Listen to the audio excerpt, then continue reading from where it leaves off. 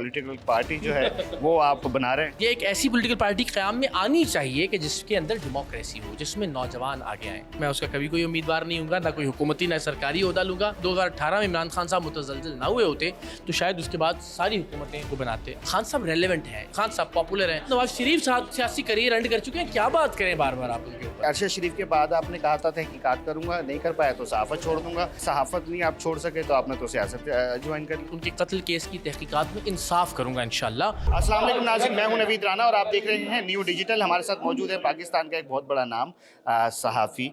इसके अलावा ये हम इनको बहुत ज़्यादा आइडियलाइज़ करते हैं, इनको ही देख के हमने ये सहाफ़त में कदम रखा। इकरार भाई कैसे हैं? अल्लाह का एहसान, आप ठीक हैं, खैरियत से हैं? अल्हम्दुलिल्लाह, बहुत मुबारक हो कि आप पॉलिटिकल पार्टी जो है वो आप बना रहे हैं।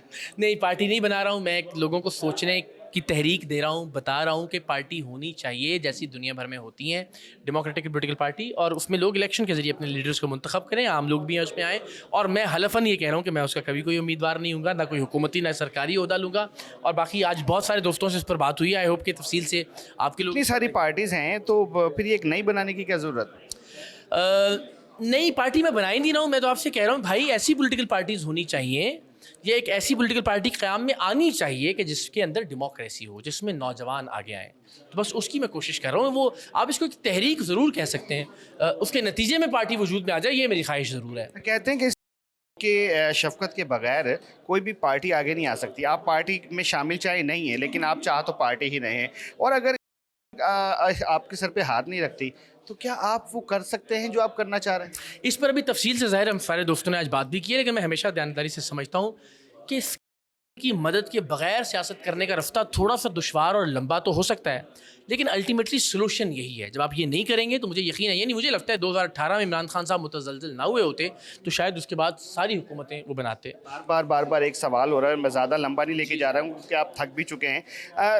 इमरान खान एंड लास्ट इमरान खान, इमरान खान पे ही ट्वीट, इमरान खान के बारे में ही सबसे ज़्यादा बात क्यों आइडियलाइज़ करते हैं? उनकी दगड़ पे चलना चाह रहे हैं, उनके मिशन पे चलना चाह रहे हैं, क्या वजह? बहुत सारी चीज़ों में आइडियलाइज़ करता हूँ उनको। मैं समझता हूँ जिस तरह से क्रिकेट वर्ल्ड कप जितवाया, जिस तरह से शौकत खानम जैसा शायद ऐसा कोई 1% काम भी परवरदिगार की मुझसे ज़ात ले तो बहुत शानदार बात है। सियासत के मामलात में बहुत सारी चीज़ें जो पॉजिटिव हैं उनका मैं ऐलान करता रहता हूँ। अभी रेलेवेंस के अकॉर्डिंगली हर आदमी पर उतनी बात होगी जितना वो रेलेवेंट होगा। खान साहब रेलेवेंट हैं, ये आप इख्तलाफ करें या इत्तेफाक करें, लेकिन ये बात तयशुदा है। खान साहब पॉपुलर हैं, इख्तलाफ करें या इत्तेफाक करें, लेकिन ये बात मानने वाली है।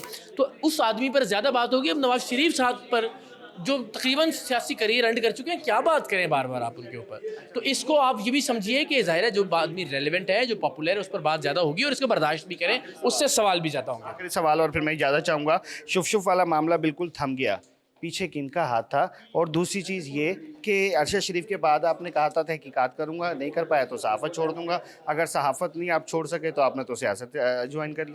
नहीं, पहली बात अरशद शरीफ भाई के मामले में मैंने कहा था कि मैं उनके कत्ल केस की तहकीकात में इंसाफ करूँगा इंशाल्लाह, और वो मेरा वीलॉग मौजूद है। लोगों पर ये फ़ैसला छोड़ते हैं कि वो देखें मैंने उसमें क्या क्या तहकीकात की और क्या वो इंसाफ समझते हैं उसको तहकीकात से या नहीं।